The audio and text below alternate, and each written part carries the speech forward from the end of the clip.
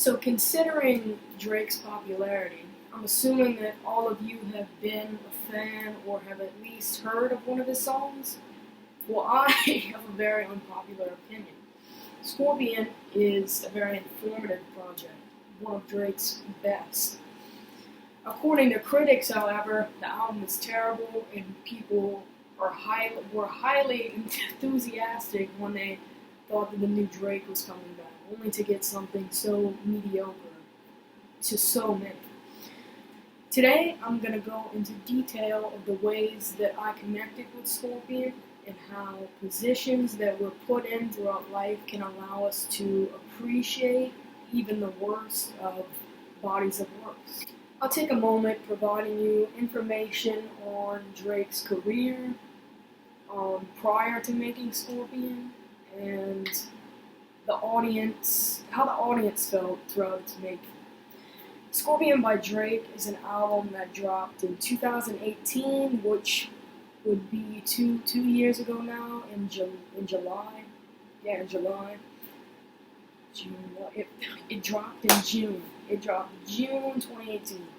Even the fact that it dropped at such a time honestly just stands for the amount of confidence that he had to release it at such a time, because the album explores times of uncertainty, fame, misfortune, and heartbreak, things that unfortunately we're all bound to be caught up in one day. But even just the way that the track listing is set up, it just flows so effortlessly, and it really just gives it a deeper meaning. Whenever you know that an artist took time into getting the track listing right so that your listen could be good. The album starts off with mantra songs like God's Plan, 8 out of 10, and Non-Stop. Then, in my opinion, lead us to an incredible listening experience. Later on, we get into heavier tracks like Jaded and Summer Games, which all have their own special meanings. But there's also a lot of social commentary throughout the entire album. We're told to hold on to love and innocence clearly, and we're also told to let go of the flow and let go of things that don't serve us, and to not worry about subconscious audience in our heads. Scorpion is titled one of Drake's most ambitious works. My third favorite, most relatable Drake project that puts me at peace with myself. However, this is not the case for interviewers. According to critics, Scorpion is not one of Drake's most ambitious works, but it is his best work since Take Care, which, in my opinion, that didn't really make sense to me. How can something be not ambitious but be his best work since his highlight? But according to Pitchfork, many of the 25 tracks on Scorpion are built around, standard Drake themes. His battle with flings, his emotional dormancy, and the quick thrills of being in the spotlight. Rolling Stone says, however, Drake is still very much rooted in himself throughout this project, and his ties to his autobiography is very inspirational throughout this project. So now that I've talked about the audience retention to the album, so here's the album. So this album, this body of work made me human.